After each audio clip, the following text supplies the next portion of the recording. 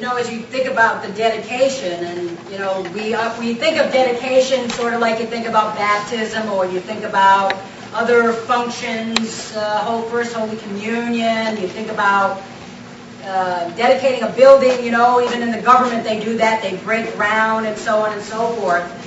But God has spoken to me this morning that dedication, in that literal sense, is not the kind of dedication that this really is or will ever be. Because Christ the Cornerstone Church, the dedication that we have and we will be continuing is really of the heart. We, as a small group of people 12 years ago, we dedicated our lives to the calling of what God wanted done. And the church, what we would call the ideal church, that when we started this place, this name, Christ the Cornerstone Church, we said we wanted it to be the ideal church. Not perfect, but ideal. An ideal meaning, what would Christ want it to be like? What would Jesus want it to be like? What would God want a church to be like? And we thought about that, and we talked about that, and we knew that it meant it would be a church where all could come.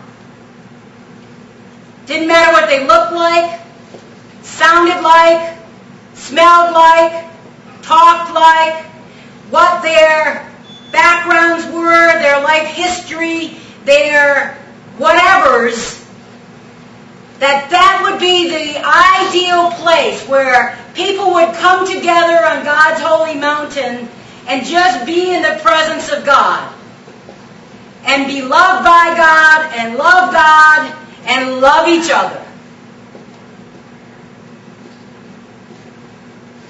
And that's how our mission was started, because we realized the purpose of this particular place, Christ the Cornerstone Church, would be a place where people could grow spiritually.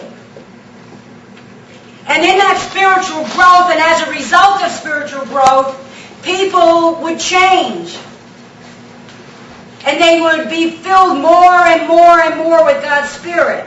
And they would become more and more and more like Jesus Christ Himself. And so this church, which is the people, continues in that process.